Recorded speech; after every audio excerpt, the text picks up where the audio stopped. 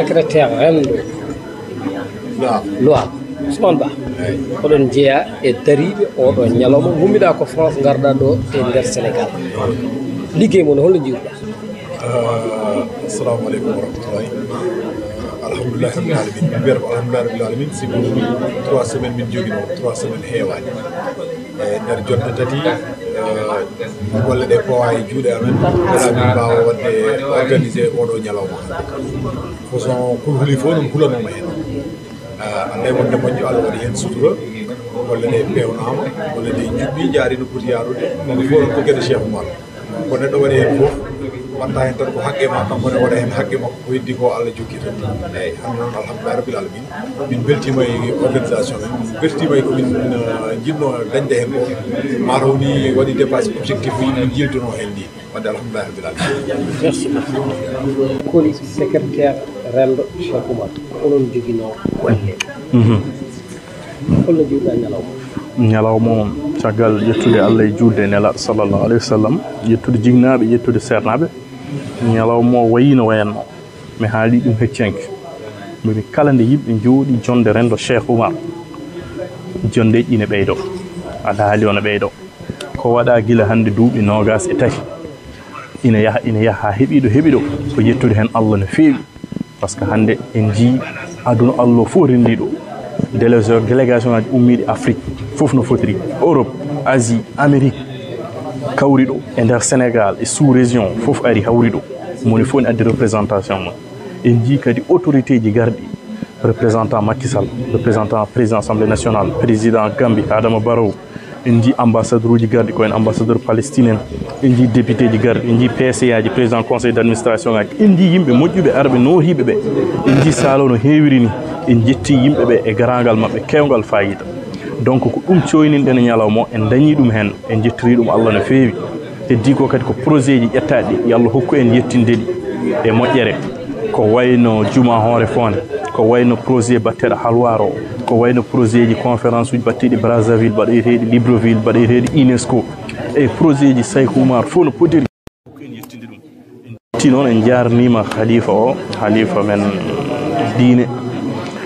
jihnaɗo men guide moral rendo Cheikh Oumar ceerno Nourou Cheikh Oumar Tall e yiyande makko heewde fayida e yiddemo leñol ngol ɓamto yaara yeeso e yiddemo Afrique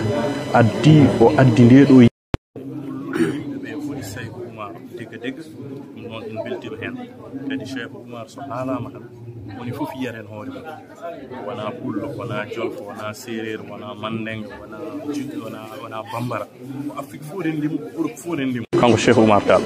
hande ko dandorgal eɗen jogui ko wiyete dénominateur commun kala galle sa naati Fouta sa naati ɗo fulɓe goni kala galle moƴƴo nan ɗon kala ɗo jaaɗama tawɗon moƴƴo mo Allah ittani gueɗal kamɓe moƴƴuɓe fof ɓe ndendi kadi ɓe jaaɓi ko Allah waɗani Cheikh Oumar ko ɗum ɗon noon en jettirat ɗum Allah yo Allah junnan en wadde alawmaji bayni welde kala ko miijiɗen hen e gartam Allah adda ɗum o rendez-vous Ibrahima Boko secrétaire rendo Dakar onon jogui oɗeɗe golle hande holno jiwɗa golle ɗe alhamdulillah rabbil alamin le travail qui a été abattu aujourd'hui au niveau de King Fahd Palace par l'équipe qui a été montée par Thierno Nourou Cheikh Oumar Tall a été un travail extraordinaire, un travail d'équipe. Des jeunes ont été recrutés par Thierno Nourou de partout dans le monde. Ici à Dakar, en France, en Italie, aux États-Unis, en Afrique centrale, pratiquement dans tous les pays, il a recruté des jeunes talentueux, engagés, convaincus qu'après le prophète sallallahu alayhi wa sallam, Sayyidina Mohamed, Cheikh Ahmed Tidiane, on a ces jeunes ayant cette conviction ont décidé de travailler autour de Thierno Nourou pour réaliser sa vision, la vision de Rendo, qui est de revaloriser Cheikh Ahmed Foutiyou Tall, qui est de faire renaître Cheikh Ahmed Foutiyou Tall, qui est de faire renaître Alwar comme dans le temps. Parce que Alouar a été dans le temps une ville lumière. C'est cette lumière-là qui a été au niveau de Alouar, qui doit revenir au niveau de Alouar par un projet gigantesque, par un projet innovant, par un projet qu'on fera à Alouar, mais qui va rayonner dans tout le Fouta et dans tout le Sénégal. Ce n'est pas seulement un projet d'un village, non. Ce n'est pas seulement un projet d'une communauté, non. C'est un projet foutanké, sénégalais, musulman et mondial. Alassane Samb, responsable de communication Rendo Sénégal au Djidé Dakar. liggéey bi tey. ñu gis liggéey bi. sant yàlla parce que nekkul woon lu yomb ndax lu toll ci weer rek la ñu décidé def assemblée générale bi mu doon béréb boo xamante ni dinañ ci wax li nga xamante moom jot nañ ko liggéey depuis création Rendo en 98 bilan bi ba pare def perspective yi maanaam fi nga xamante ni fa lañ bëgg a jëmale association d'entraide islamique bii di Rendo Cheikh Oumar Al Foutiyou Tall te suñu sëriñ suñu wasila suñu yaakaar tey ak ëllëg Thierno Nourou Cheikh Oumar Mountaga Daha Tall nekk le responsable moral di ko doxal ci ndigalu Thierno Mouhamadoul Bachir Amirul Mouminin xalif général de la famille oumarienne. journée bi nag ñu ngi ko parrainé woon son excellence le président Macky Sall ak son excellence le président Adama Barrow ñoom ñëpp ku ci nekk yónnee nga ci délégation pour que ñu ñëw teew nga xamante ni ñooy fësal liggéeyu Cheikh Oumar Al Foutiyou te yàlla am banqaas bu mu ci jaarale ci loxo Thierno Nourou Cheikh Oumar Mountaga Daha Tall. léegi mën naa la jox ci dara.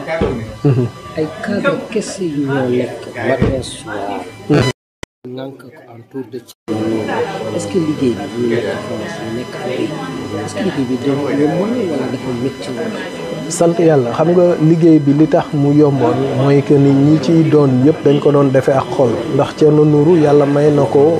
loolu nit ñi dañ koy sopp bëgg ko topp ko ànd ak moom te yàlla tax ak maamam donc liggéey bi nag yomboon na yombul waaye léegi ak way xarala yu bees yi maanaam Zoom ak lépp loo xam ne digital la defoon na ba liggéey bi yomb yow Aba ci misaal yaa ngi nekkoon vraiment le Havre mais yaa ngi ñu doon jàppale bu baax a baax ci transmission message yi ñu xool ku mel ni Ousmane Ba di nekk également le Havre Ama Saké Mantes-la-Jolie ñi nekk Rouen ñi nekk Paris ñoom Coly vraiment ñi ci nekk ñëpp wane nga ci taxawaay ba lii ñu def tey ñu mën ko réussir avec succès ñu ngi leen di nuyu di leen di gërëm di leen sant également di leen wax ni nag liggéey bi mi ngi soog a tàmbali parce que yàlla dogal na ni feeñ na li ñu bëggoon mooy feeñal ak fësal liggéeyu Cheikh Oumar Al Foutiyou yàlla yombalal nañu. maa yettaloo aan woni coordinatrice pour le Rendo Sénégal oɗon ñalawma hannde ko ticcino holno jiiɗa ñalawma o waɗi satisfait ko gonɗa e makko walla holko manka e oɗon ñalawma.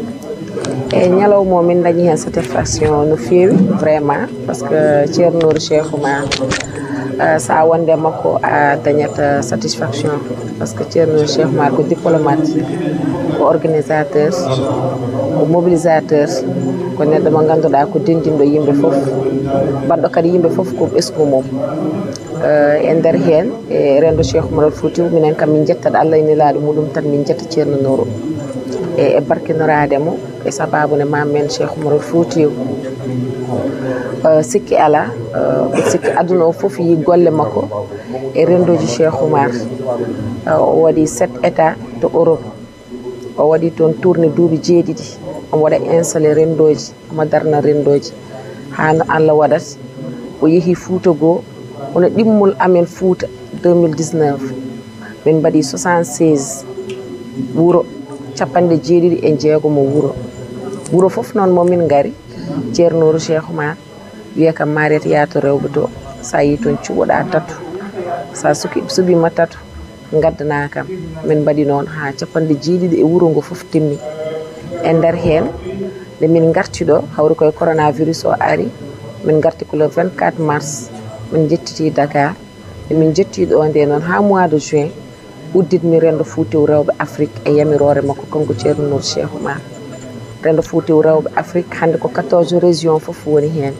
ene saɗi hande wuuro mo natta a tawan toon rendo Fuutiw Rewɓe Afrique rendo Fuutiw Rewɓe Afrique kadi ummani tan ko gueɗe Cheikh Oumar wonno ceerno Nour Cheikh Oumar woni koye fellude jihad woni fellude jihad makko ko hollude yimɓeɓe yo tugno e Cheikh Oumar yo mawnu e yeeso Cheikh Oumar yo pulago foof rendu e Cheikh Oumar hay kadi ko wona pulago e nder hen noon min darni rendo Cheikh Oumar kono ko rendo Fuutiw Rewɓe Afrique rendo Fuutiw Rewɓe Afrique noon ene waɗi hen gollal jodgal wonno ceerno Cheikh Oumar sa wonde makko hay sa yiiɗa a wonat e o walli min ha wuuro foof min cosi toon fedde rendo Fuutiw Rewɓe Afrique fedde nde ne fiya fedde nde ne yeeya carte haydara ceerno Nour Cheikh Oumar sohlani hen so wona e galle Cheikh Oumar ala hen foof kadi ko rewi junggo makko foof koye junggam rewi min udditi ko compte Orange Money o ko fiyete ko wonno corona o yimɓe mbawata joddade guila nden minen ko noon tan min kuntiniri so lewru maayi neɗɗo verse une année muɗum walla so tawi ko par lewru mbawɗa fiide piya par lewru jiiɗa kadi min jaggi comme ko Cheikh Oumarul Foutiou jibina ko ñalawma alarba foof emin mbaɗa alarba Cheikh Oumar e ɗum ɗon noon emin goni hen kanko ceerno Cheikh Oumar noon o holli darde amen e yidde amen e makko e kanko korse makko e amen o teddiniri min galle Hoore Fonde o teddiniri min galle Hoore Fonde ɗo hande alhamdoulillahi rabbil alamin rewɓe Fuutankoɓe ene daari rewɓe Sénégal ne daari rewɓe diaspora ene daari pour yo galle Cheikh Oumar Hoore Fonde o yo waw darade ne wondi e minare mo ganduɗa ko 57 de long ne wonde appartement mo ganduɗa moderne tawa yimɓe foof ene mbawa arde ɗon gona ɗon e galle he juuroɗa ɗon tawa hay caɗele goto a dañani ɗon mbawa wadde ɗon dewal Allah ma minen noon min mbiyat tan ko eskey Cheikh Oumarul Foutiou eskey Nour Cheikh Oumar kanko de Nour Cheikh Oumar minen min jettanmo no feewi boom min ngala gable makko par ce que neɗɗo kollomo dewal ma Allah holluma développement mo mbawɗa wadde aɗa wawi wadde ɗum e yeeso Cheikh Oumar kadi ɓamto hande so yimɓe foof haqqillaji mumen gone Hoore Fonde wonɓe ganduɗa ganda ko kewi Hoore Fonde ha mbawi hande andude suudu ndu ha mbawi wattude yaade toon enen juuro ceerno Cheikh Oumar ne jeeya hen. Merci Abba, je pense que laaj bu am solo la tey kontaan nañ am nañ mbégte ndax organisation bi jaar na yoon tey ñëpp mobilisé woon nañ ñu nañ teew. Il y a à peu près 800 participants venus du Sénégal entier, de toutes les régions du Sénégal. On a des délégations venues de plusieurs pays d'Europe, notamment l'Allemagne, Italie, France, Belgique.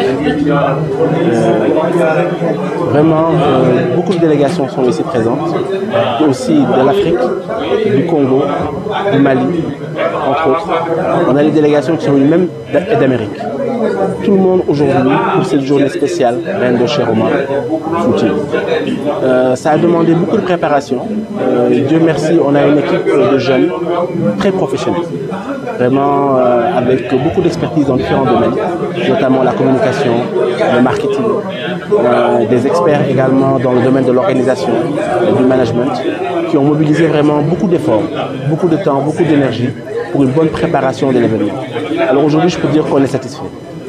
Merci beaucoup. Tata Diallo ko jogui rendo ko fate kala